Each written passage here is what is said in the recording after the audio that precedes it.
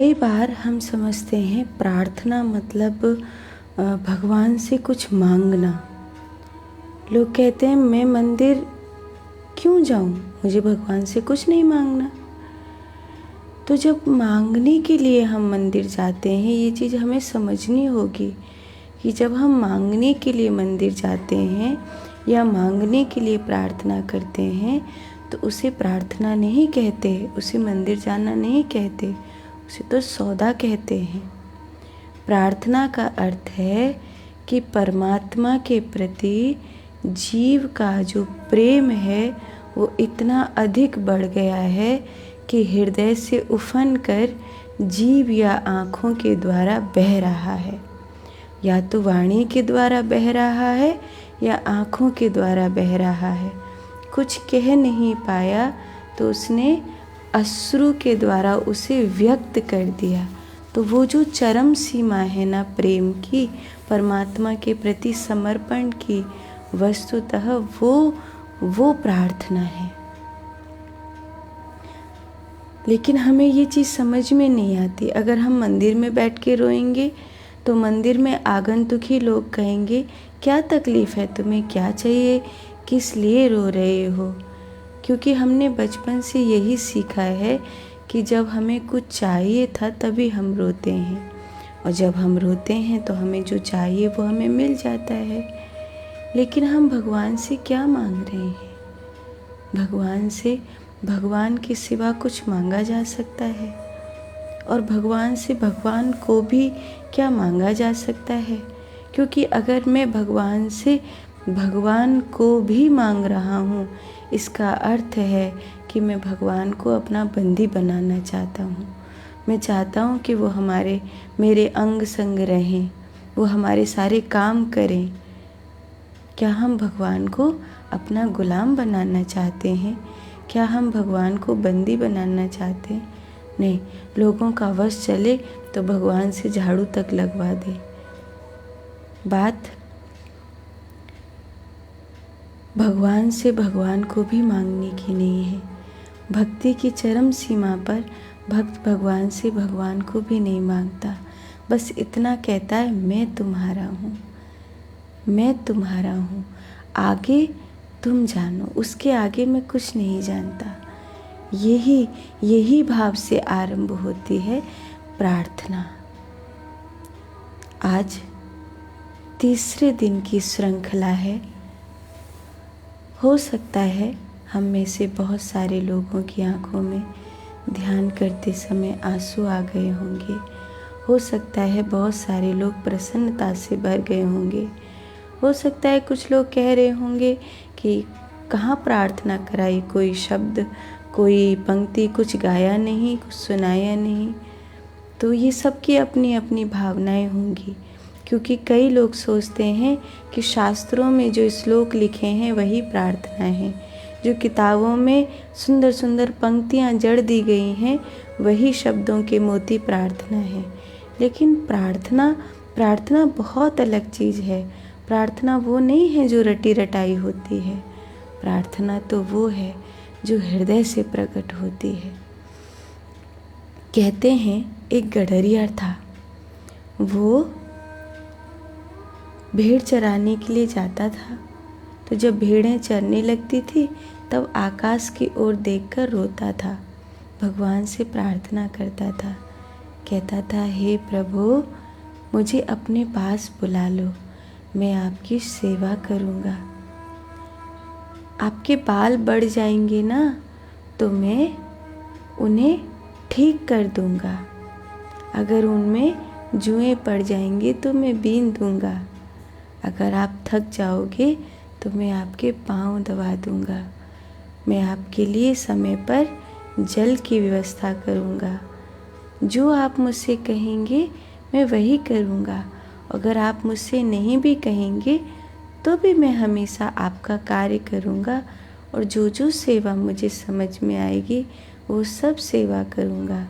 मैं आपको बैठकर सुंदर सुंदर बातें सुनाऊँगा, हाँ, मैं आपके पैर दबाऊँगा, मैं आपके कपड़े धो दूँगा, कहीं गंदगी होगी तो मैं साफ़ कर दूँगा, मैं आपके चरणों में फूल लाकर चढ़ाऊँगा।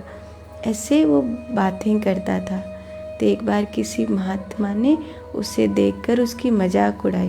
बोले, पागल, ये क्या करता है? तो बोला, प्रार्थना कर रहा हूँ। तो साधु बाबा ने कहा, ऐसे कोई प्रार्थना होती है? अरे हट बाबरे, ये कोई प्रार्थना है? ऐसा लग रहा है जैसे अपनी भीड़ के संबंध में बात कह रहा है, भगवान के नहीं। भगवान के बाल में कोई जूं पड़ती है क्या? तो बोला, मुझे क्या पता, मैंने थोड़ी देखा है। मैंने तो कहा अगर तुम्हारे बाल बड़े हो जाएंगे और जूं पड़ जाएगी तो मैं उन्हें बीन दूंगा। मेरे बाल में तो कभी कभी पड़ जाती है, मेरे भेड़ के बाल में भी पड़ जाती है। तो हो सकता है ये गलत हो, तो आप बता दो मुझे कैसे प्रार्थना करनी है। तो साधु बाबा ने उसको समझाया। तो अमेव माता जपता त्वमेव और बहुत सारे नवे नवे श्लोक सिखाए, कुछ लंबी प्रार्थनाएं सिखाई। उसने वो कागज़ लिया।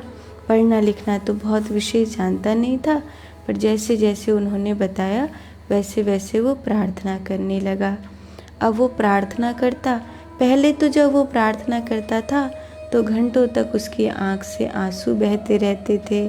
कभी नाचता था, कभी हंसता था, बहुत उसकी अलग अलग दशाएं होती थी।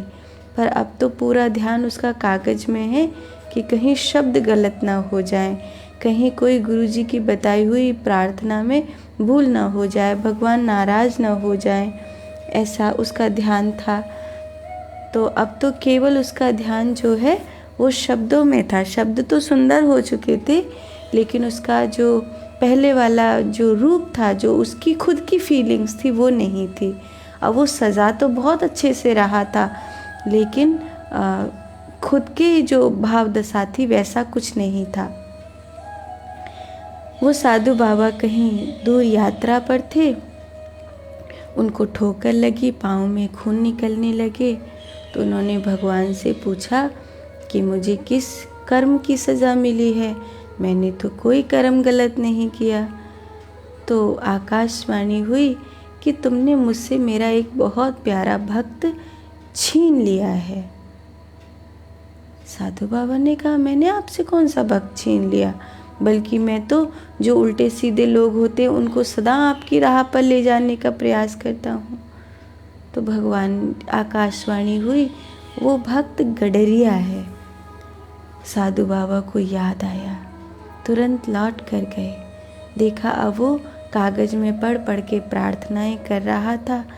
अब उसका ध्यान आकाश की ओर नहीं था, अब उसका ध्यान धरती पर खिलते हुए फूलों पर, नदियों को देखकर, पर्वतों को, झरनों को देखकर। अब उसकी कोई भाव दशा नहीं थी, ना वो रो रहा है, ना वो हंस रहा है, ना वो नाच रहा है, ना वो गा रहा है। अब पहले जैसा कुछ नहीं है, पर प्रार्थना बहुत अच्छे ढंग से कर रहा है। तो साधु बाबा ने कहा, कैसा चल रहा है? तो बोला, गुरुजी मैं आपको सुनाऊं? उसने पूरी प्रार्थना सुनाई, एक एक शब्द उसने कंठस्थ कर लिया था और पूरी गायन भी अच्छे से कर रहा था, कोई गलती भी नहीं थी। गुरुजी अब तो गलती नहीं है ना? अब तो भगवान नाराज़ नहीं होंगे मुझसे? साधु बाबा ने उस गडरिये के पांव पकड़ लिए और कहा कि भगवान तुझसे तो नहीं पर मुझसे नाराज़ हो चुके हैं। मैंने देख, तो ये जो मैंने प्रार्थना बताई थी ये सब भूल जा। जैसे तू भगवान की पहले करता था वैसे ही कर। पर गुरुजी उसमें तो व्याकरण भी नहीं है, आप ही ने तो बताया वो गलत है, भगवान नाराज़ होंगे। तो उन्होंने कहा, मैंने ही बताया ना, अब मैं ही बता रहा हूँ। तेरी वही प्रार्थना भगवान को अच्छी लगती है। जब तू कहता है प्यास लगेगी तो पानी पिला दूँगा, मैं आपके पाँव दबाऊँगा, देखो मैं आपके लिए, भूख लगेगी तो भोजन ले आऊँगा, मैं आपके लिए हर सेवा करूँगा, आपके कमरे में, आपके जहाँ रहते हो गंदा हो जाएगा तो मैं साफ़ कर दूँगा। तेरी ये जो बातें हैं ना, यही भगवान को अच्छी लगती हैं। तेरा रोना, तेरा हंसना, तेरा यूँ नाचना, तेरा यूँ भावुक हो जाना, तेरा यूँ परमात्मा के लिए तड़पना, यही उन्हें अच्छा लगता है, यही उन्हें अच्छा लगता है। क्योंकि मैंने जो दी उस प्रार्थना में शब्द अच्छे हैं और तू जो करता है उसमें भावनाएं अच्छी हैं। तो बात यह है, भाव क्या है? जिस समय आप भगवान को सजा रहे होते हो, जिस समय आप भगवान की स्मरण पूजा कर रहे होते हो, उस समय देखना फीलिंग्स क्या है, आप कैसा महसूस कर रहे हो, आप में क्या परिवर्तन हो रहा है, वही बड़ी चीज़ है। मूर्ति को कैसे सजा रहे हो वो बड़ी चीज़ नहीं है, कितना सुंदर आपने मूर्ति को सजाया वो बड़ी बात नहीं है। उसको सजाते समय तुम्हारी भाव दशा कैसी हो रही है, और नकली नहीं असली होनी चाहिए, और तो वो भगवान तक अवश्य पहुँचेगी। यही प्रार्थना है। प्रार्थना का जो उच्चतम शिखर है, प्रार्थना की जो वो स्थिति जहाँ पर हम नहीं रहते, केवल वही रह जाते हैं, वो स्थिति स्वयं भगवान हो जाते हैं। आज का ध्यान आरंभ करते हैं। 5 बार गायत्री मंत्र का स्मरण करेंगे।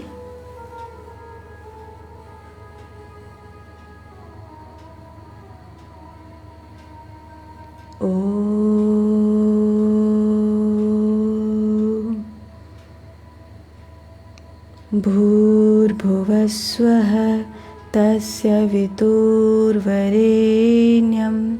भर्गो देवस्य धीमहि धियो यो नः प्रचोदयात्। ॐ भूर्भुवस्वः तस्य वितुर्वरेण्यं भर्गो देवस्य धीमहि धियो यो नः प्रचोदयात्। ॐ भूर्भुवस्वः तस्य वितुर्वरेण्यं भर्गो देवस्य धीमहि धियो यो नः प्रचोदयात्। ॐ भूर्भुवस्वः तस्य वितुर्वरेण्यं भर्गो देवस्य धीमहि धियो यो नः प्रचोदयात्। ॐ भूर्भुवस्वः तस्य वितुर्वरेण्यं भर्गो देवस्य धीमहि धियो यो नः प्रचोदयात्। सहज होकर बैठ जाएं, जैसे एक बालक माँ की गोद में निश्चिंत होकर बैठता है। शरीर की ऊर्जा को ऊर्ध्वगामी बनाने के लिए शरीर की कुछ चीज़ें व्यवस्थित होना जरूरी है, जैसे पद्मासन अथवा सिद्धासन, सुखासन, मेरुदंड का सीधा होना, गर्दन से लेकर ब्रह्मरंध्र तक एक सीध में शरीर को रखते हुए दृष्टि को आज्ञा चक्र पर और जिह्वा को मुख के मध्य भाग में रखना। आत्म ज्योति को नाभि और ब्रह्मरंध्र पर अनुभव करना। ज्ञान मुद्रा में बैठना और बस इसी अवस्था में अपने आप को पूरी तरह परमात्मा के शरणागत होकर छोड़ दें।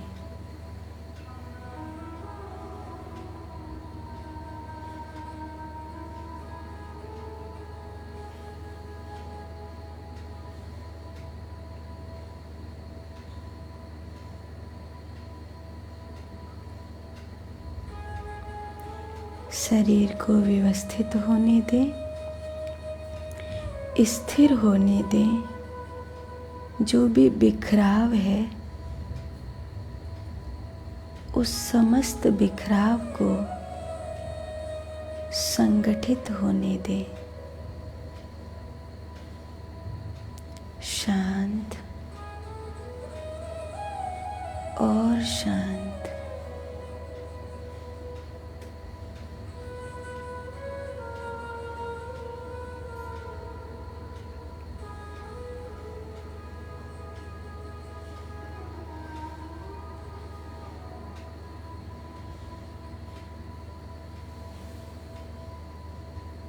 अब ओमकार की ध्वनि करें।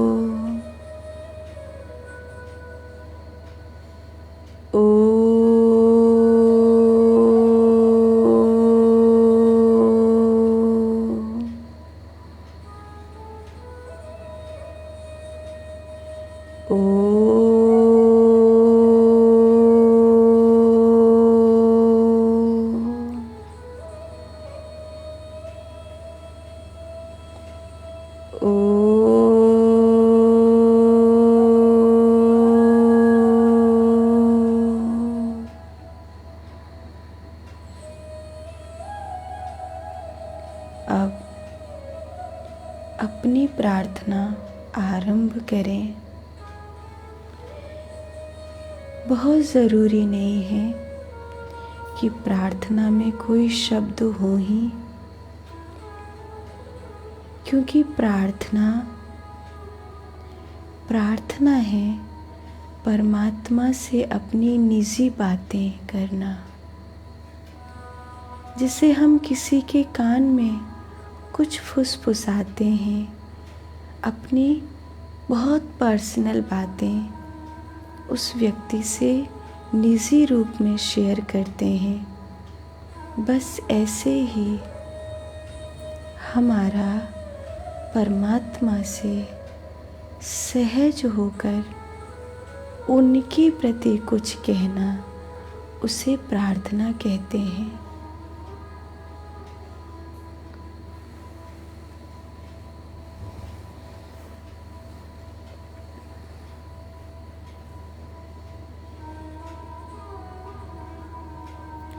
इसीलिए शब्द नहीं भी होंगे तो कोई बात नहीं, क्योंकि कौन सी भाषा है जो परमात्मा को आती है? या तो सभी भाषाएं आती हैं, या तो केवल प्रेम की भाषा समझ में आती है।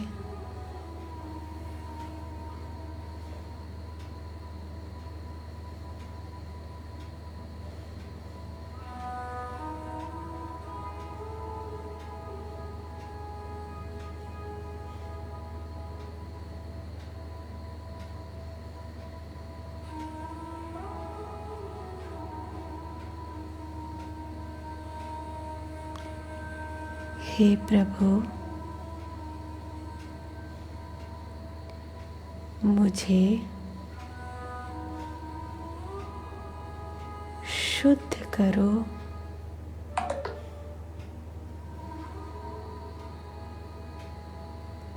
मैं आपके दरबार में आने के लायक नहीं हूँ।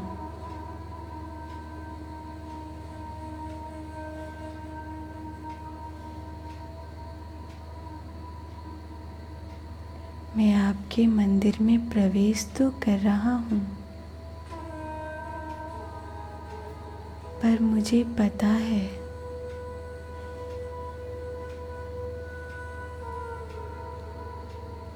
मैं सब प्रकार मैला हूँ।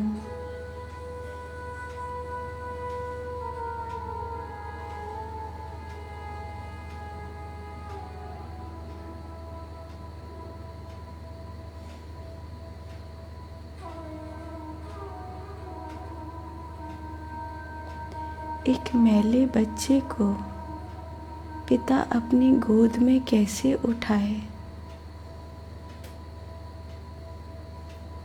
लेकिन माँ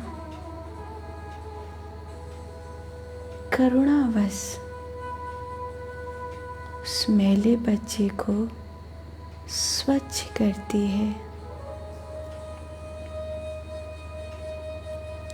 हे प्रभु, मैं आपका बालक हूँ। मैं मैला हूँ। आपकी करुणा से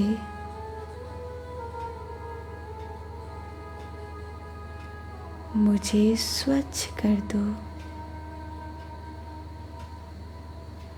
मैं मेरी मैं को मिटाकर आपके द्वारे आया हूँ।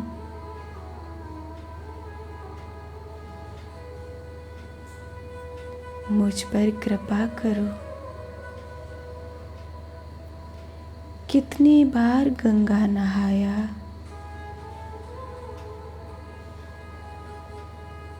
कितनी बार दान पुण्य करके अपने पापों को मिटाया, लेकिन मैं मूर्ख कभी आपको समझ ही नहीं पाया।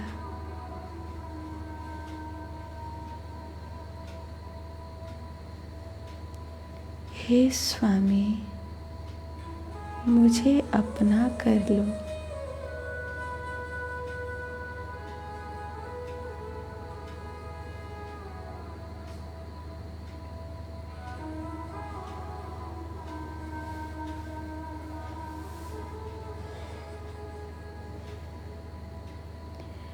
मुझे आपकी सृष्टि के झंझावातों में जीना नहीं आता। मुझे संसार के दुखों को सहना नहीं आता। मुझे बहुत डर लगता है। मुझे अपना बना लो प्रभु।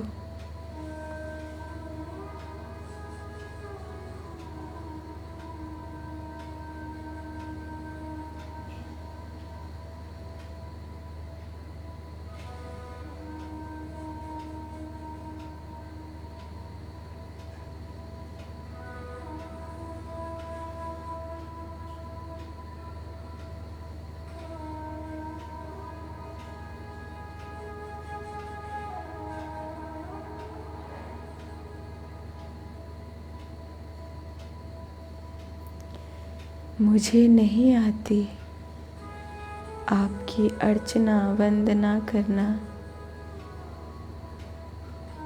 मुझे नहीं पता कैसे आपको मनाया जाता है।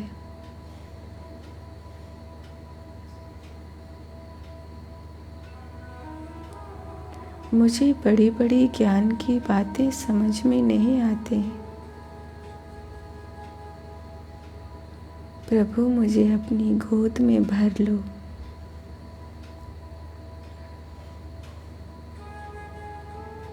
मैं जैसा हूँ मुझे वैसा ही अपना बना लो।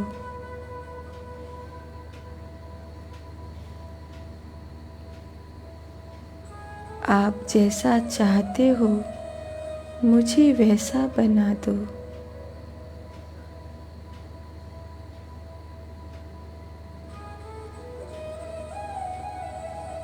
हे प्रभु, मैं आपका हूँ।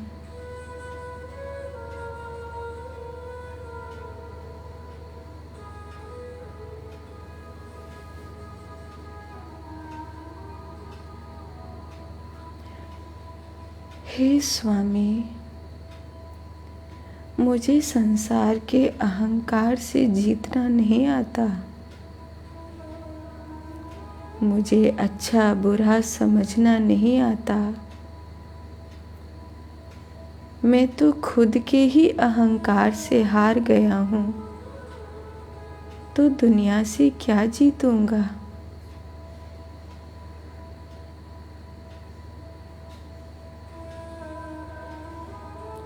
हे प्रभु, मुझे अपना बना लो।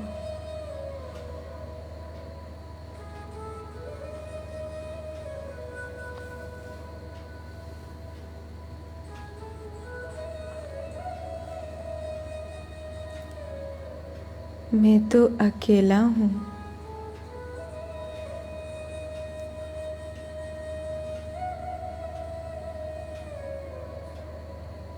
चारों ओर मेरी हंसी उड़ाने वाले लोग हैं। प्रभु, आपको तो पता है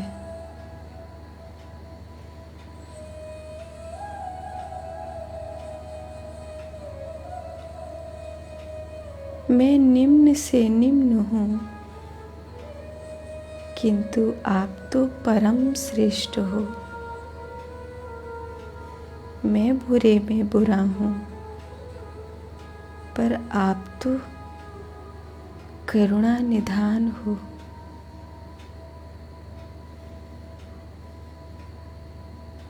हे करुणा के स्वामी, मुझे अपना बना लो।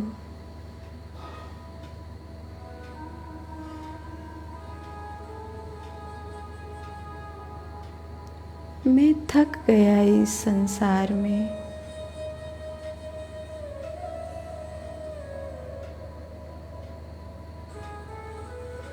मुझे जीना नहीं आता।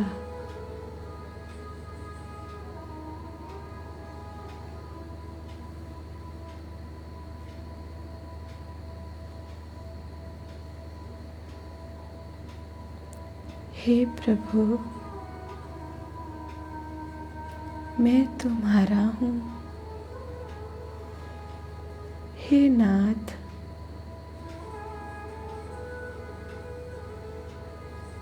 हे स्वामी, मैं आपका हूँ।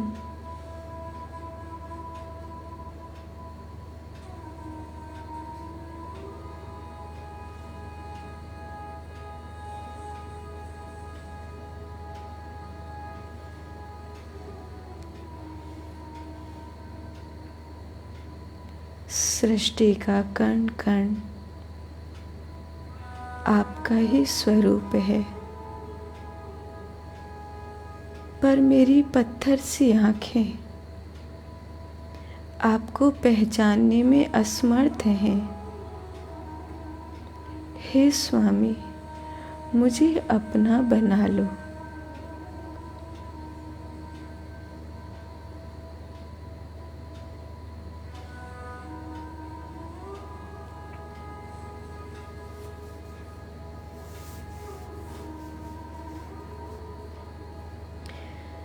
मेरे पास मेरा कुछ भी नहीं है।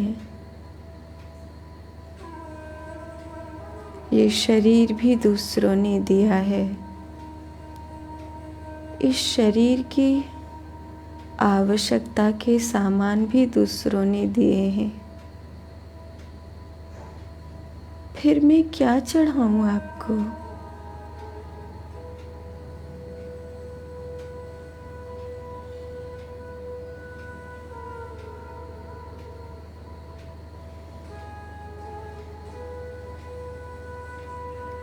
क्या है जिसे मैं आपके चरणों में मेरा कहकर लाऊं?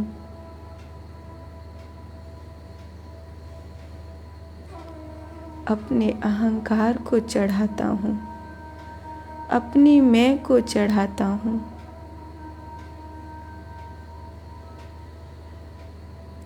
खुद को चढ़ाता हूँ।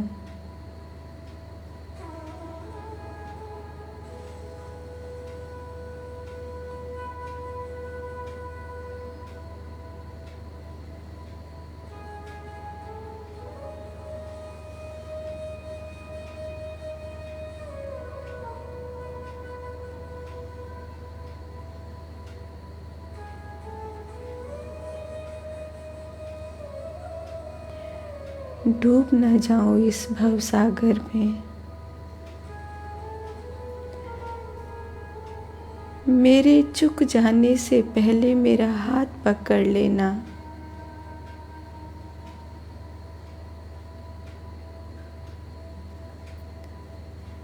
मेरे मर जाने से पहले मुझे अपना बना लेना।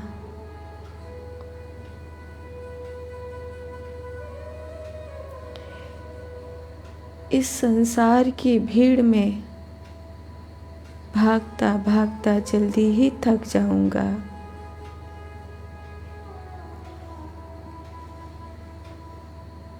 मेरे मिट जाने से पहले मेरा हाथ पकड़ लेना।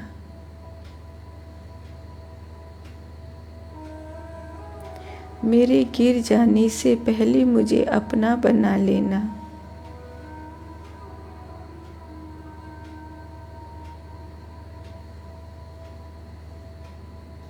बैठा हूँ तुम्हारे द्वार पर,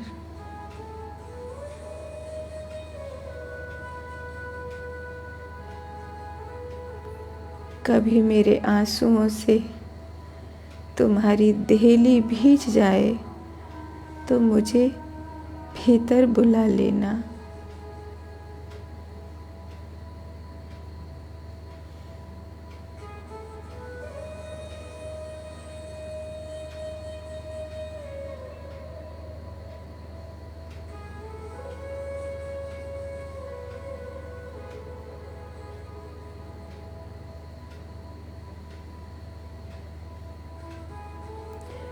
भोग वासनाओं से भरा हुआ मेरा चित्त,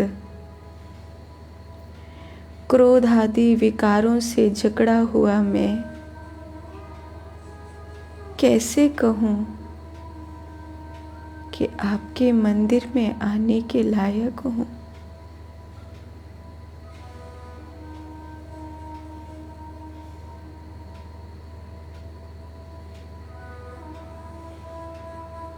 आप कृपा करो।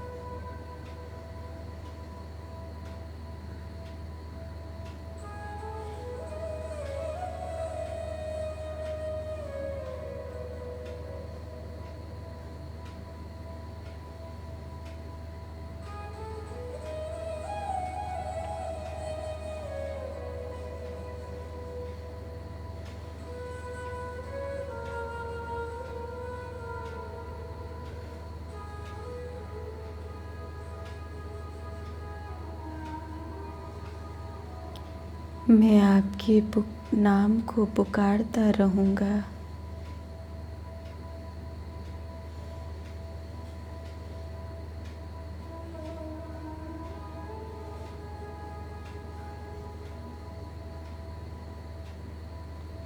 पर मेरी पुकार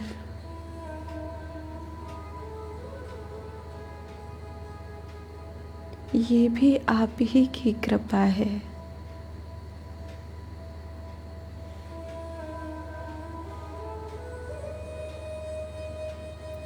पता नहीं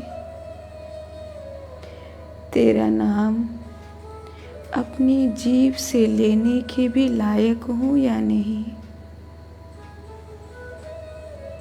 पर ये धृष्टता करता रहूँगा, तेरा नाम गाता रहूँगा।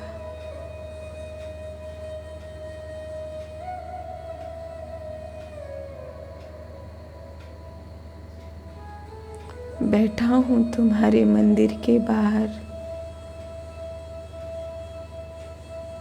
कभी तो कृपा करोगे, कभी तो बुलाओगे।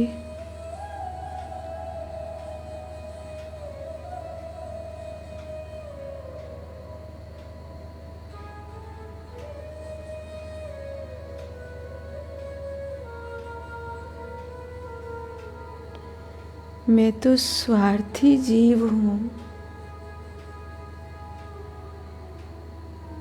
पर अपनी खुदी को तुम्हारे चरणों में चढ़ाने आया हूँ। अपने सभी स्वार्थ तुम्हारे चरणों में चढ़ाने आया हूँ।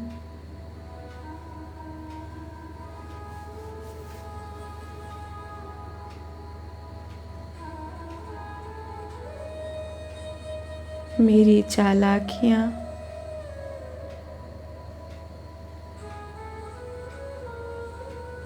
सब आपको चढ़ाने आया हूँ।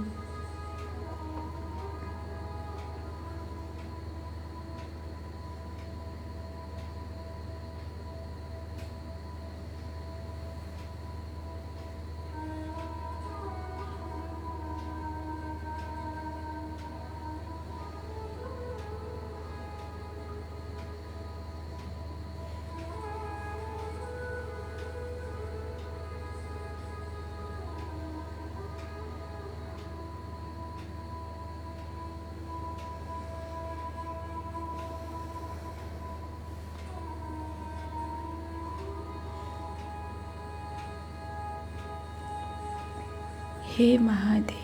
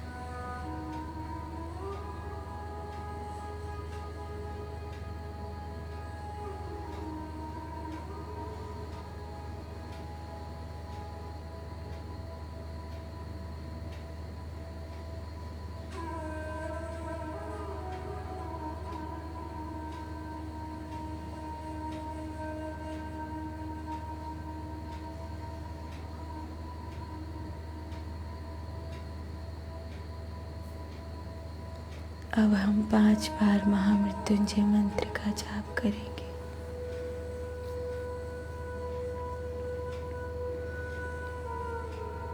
ओम त्र्यंबकं यजामहे सुगंधिं पुष्टिवर्धनम् उर्वारुकमिव बन्धनात् मृत्योर्मुक्षीयमामृतात्।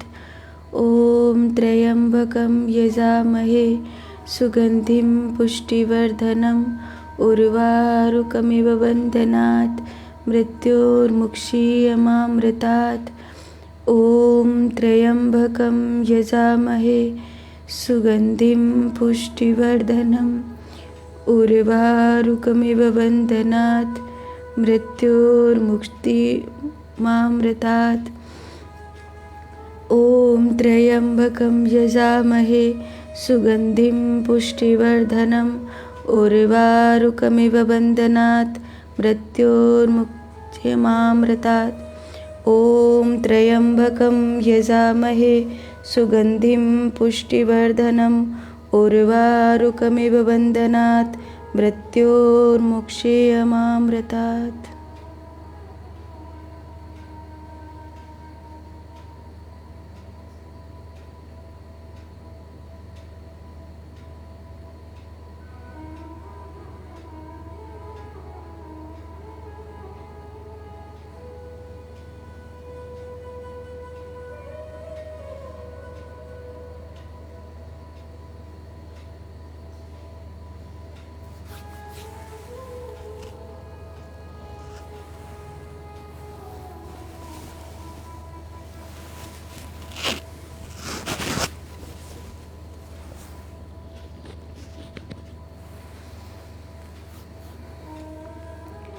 कराग्रे वसते लक्ष्मी, करमध्ये सरस्वती, करमूले तु गोविंद, प्रभाते करदर्शनम्।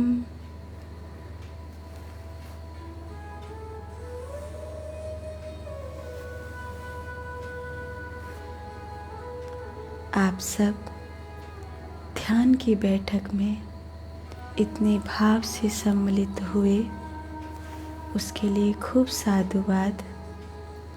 परमात्मा करे हम सब की प्रार्थना उनके कानों तक पहुँचे, हमारे भाव उनके चरणों को भिगो दें।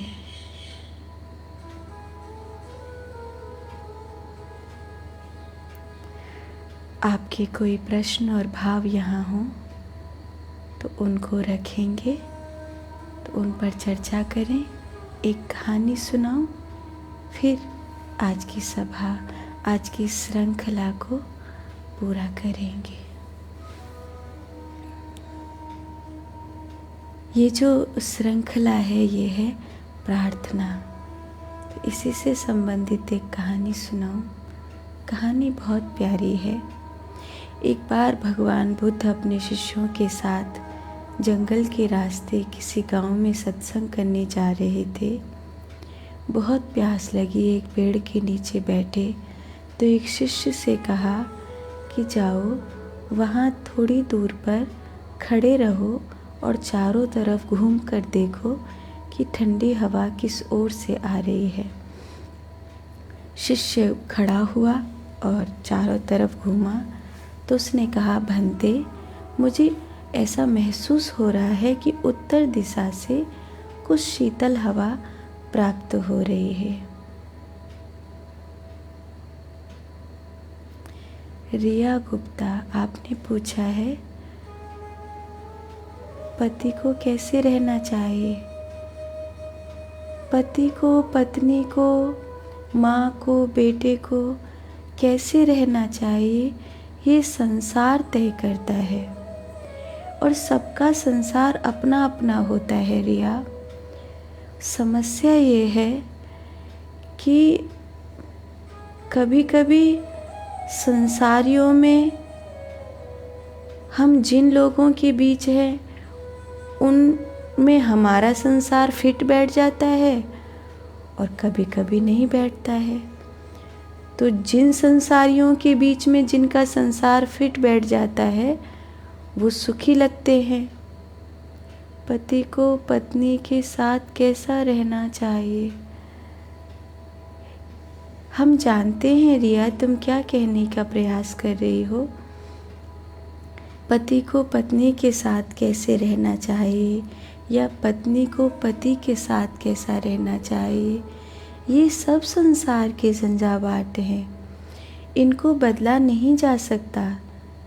हमारे ब्रज में एक कहावत कहते, बासन थोड़ी है जो बदल दोगे, व्यक्ति है, कैसे बदलोगे।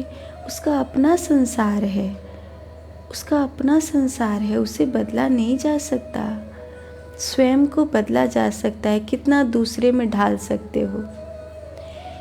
ऐसा लग रहा है कि दिल साफ हो गया, इतना सारा बातें बिना बोले बोल दिया, जो कमियों को एक्सेप्ट नहीं कर पा रहे थे वो भी बहुत इजीली बोल दिया। तनिषा, ये बहुत अच्छी बात है।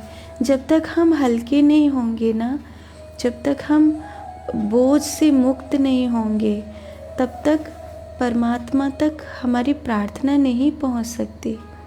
ये संसार एक बोझ है। रिया, तुम्हें भी ये बात समझना पड़ेगा कि संसार के बोझ को अपने माथे से हटाओ। कोई ज़रूरी नहीं है, हमें किसी के सामने अच्छा बनने की आवश्यकता नहीं है। हम जैसे हैं वैसे हैं। अपनी ओर से जो तुम अच्छा कर सकती हो वो करो। बाकी किसको कैसे रहना चाहिए ये वो व्यक्ति तय करेगा, ये हम तय नहीं करेंगे। क्योंकि हम तय कैसे कर सकते हैं, क्योंकि कोई व्यक्ति हमारे सांचे में, हमारे विचार में, हमारी सोच के सांचे में फिट बैठता है तो हम कहते हैं ये सही कर रहा है। कोई एक प्रेमिका है, वो क्या कहेगी, मेरा प्रेमी अगर मेरे ही आगे पीछे घूमता है, अनंत प्रेम मुझसे करता है, मेरे सांचे में फिट बैठ रहा है, तो वो सही है। माँ कहेगी मेरे सांचे में फिट बैठ रहा है तो सही है। लड़का जोरू का गुलाम हो गया। हम अपने को बदल के हम क्या करें कि सब कुछ उन्हीं के साथ में नहीं होता तो अच्छा नहीं लगता। हाँ रिया, ये सच है कि हम खुद को कितना भी बदल लें, लेकिन दूसरे के जैसा नहीं कर सकते। दूसरे के जैसा होने की कोशिश मत करो, परमात्मा के जैसा होने की कोशिश करो। परमात्मा के जैसा होने की कोशिश करो।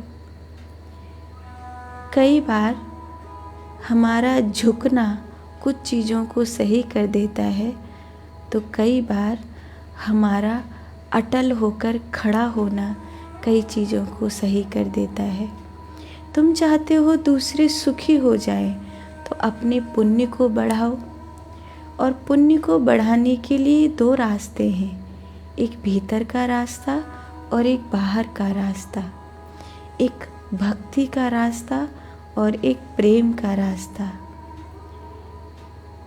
बाहर के रास्ते पुण्य करना ये एक अलग चीज़ है, शास्त्रीय विषय है। भीतर के रास्ते पुण्य करना ये बहुत अलग विषय है, ये प्रेम का और भक्ति का विषय है। जब तुम्हारा भजन बढ़ेगा ना, रिया मेरी सलाह है, तुम चाहे घर में जैसी भी रहती हो, मुझे नहीं पता तुम्हारी परिस्थिति क्या है, पूरी ज़िंदगी उन्हीं के साथ बिताना है, ये सत्य है। तो रिया, मैं मेरी ओर से एक सलाह दूं, मुझे नहीं पता कि तुम्हारी ज़िंदगी क्या है, तुम्हारे साथ रहने वाले लोग कैसे हैं, तुम कैसी हो, और तुम्हें बस इतनी ही सलाह दूंगी कि नाम जप को बढ़ाओ, अपने भजन को भीतर भीतर बढ़ाओ। और ये कि कहे बिना कि मैं तो बहुत भजन करती हूँ पर कुछ होता नहीं है,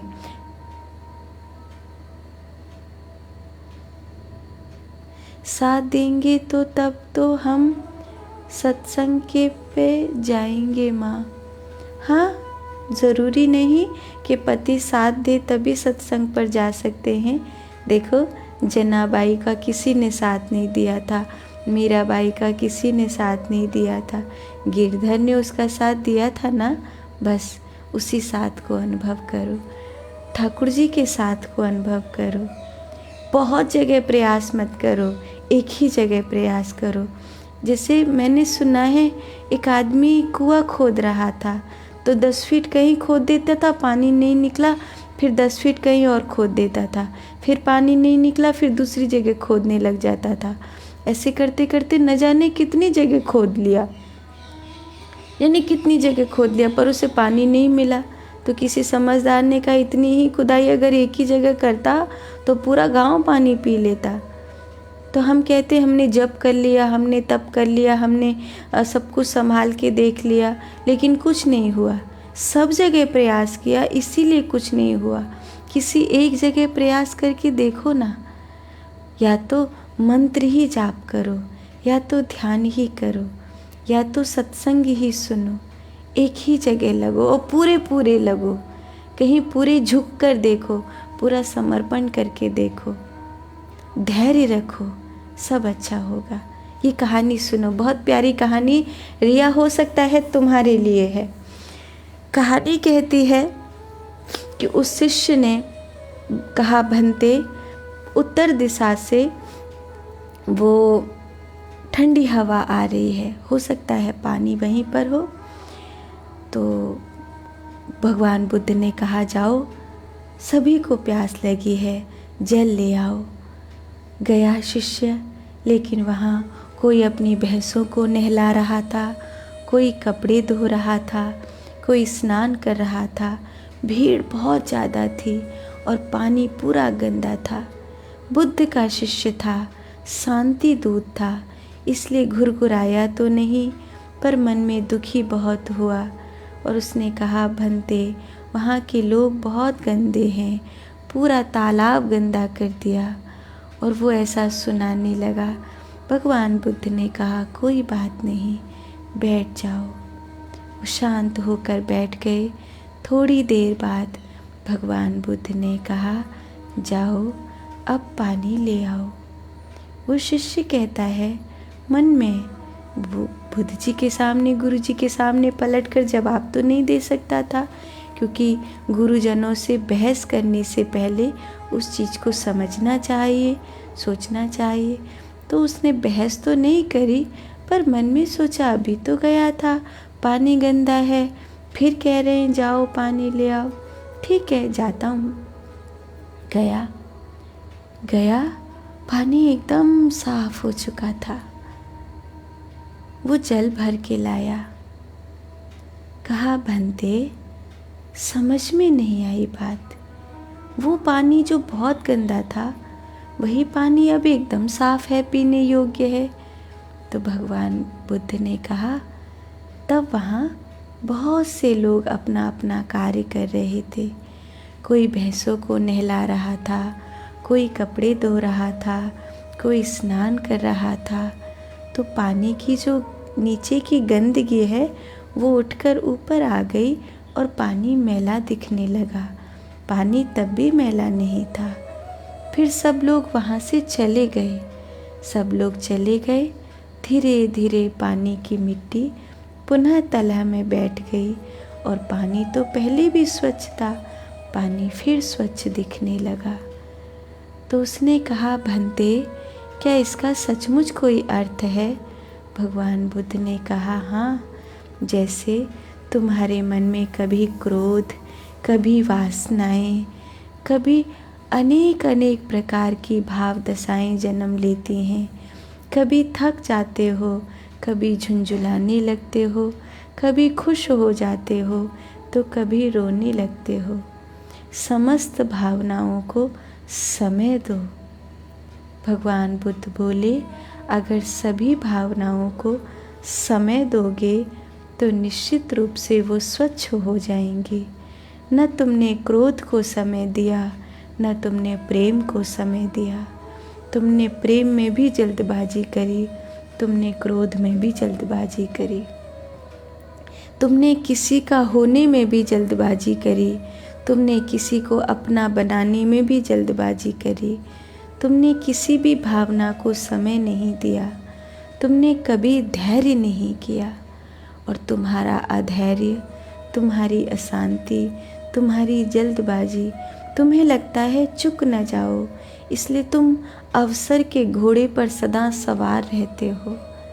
पर तनिक ठहर कर देखो, हृदय पहले भी शांत था, अभी भी शांत है। जैसे वो पानी स्वच्छ ही था, लेकिन स्वच्छ तुम्हें दिख नहीं रहा था। भंते, मैं समझ गया। भंते, अब मुझे स्वयं को और दूसरों को समय देना होगा। भंते, मुझे धैर्य रखना होगा। भंते, अब मुझे अपनी भावनाओं को स्वयं समझना होगा। भंते, मेरे ज्ञान को मुझे अनुभव में लाना होगा। मैं जान गया। ये कहानी आप सब के लिए थी।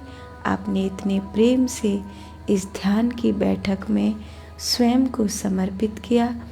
आप सबके कल्याण की भावना करते हुए आज की बैठक को यहाँ पूरा करूं। राधे राधे।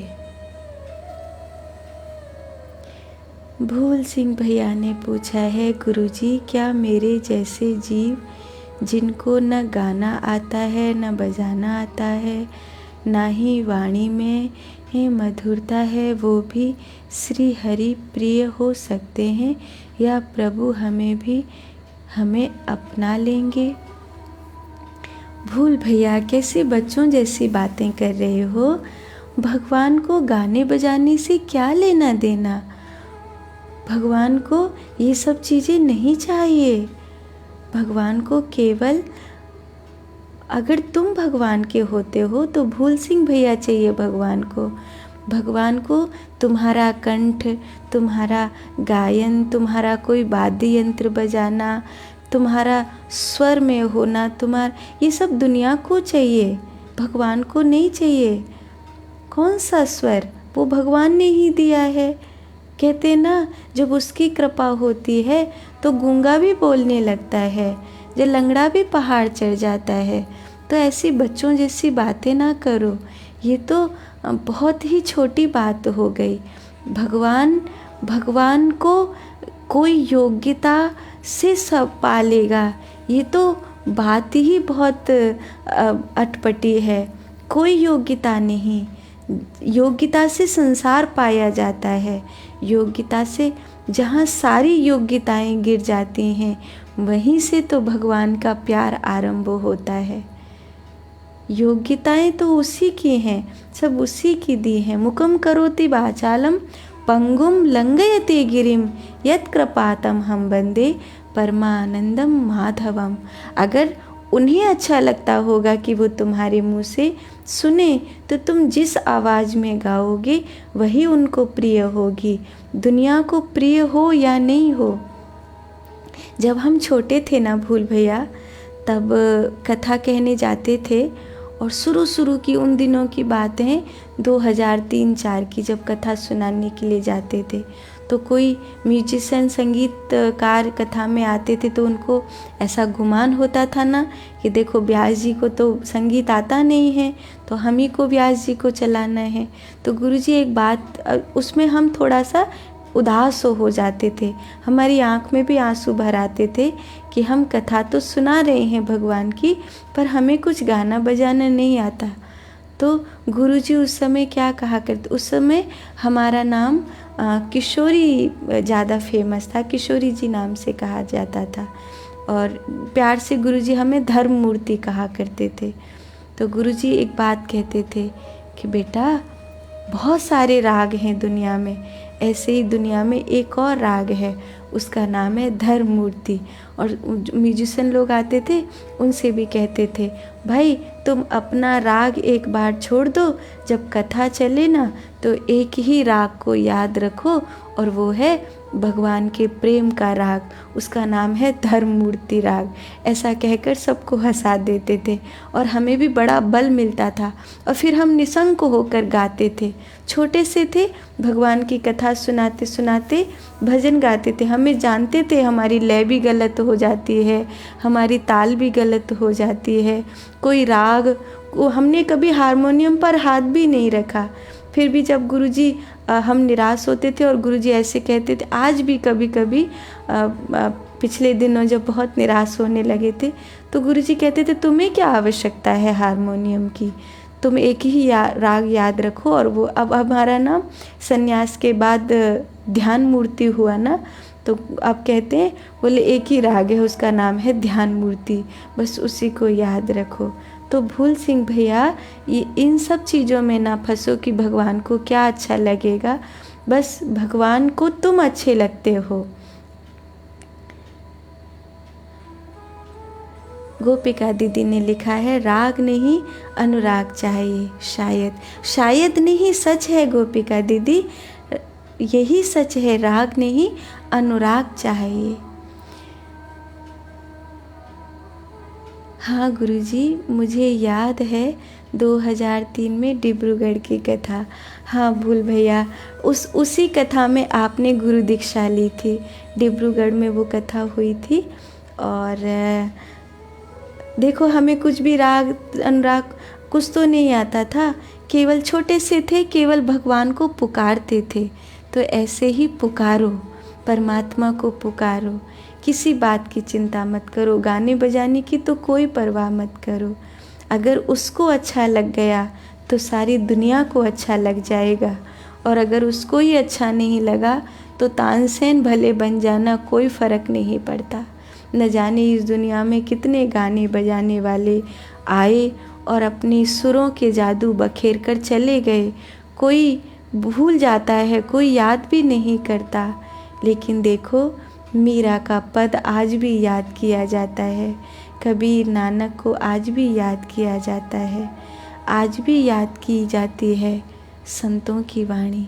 तो भूल भैया, आप प्यारे हो भगवान को, आपकी योग्यता भगवान को प्यारी हो या नहीं हो, योग्यता तो वो देगा, उनकी कृपा होगी तो सारी योग्यताएं होंगी। तो बस यही चीज़ ध्यान रखनी है। रिया पूछा, नहीं मैं 2 साल पहले देखी हूँ आपको। आप 2 साल पहले देखे हो हमें कथा करते हुए करीब करीब 20-21 वर्ष हो गए। जब हम छोटे से थे तब से हम भगवान का नाम गाते हैं। मैंने देखा है अपने जीवन के अनुभव से कि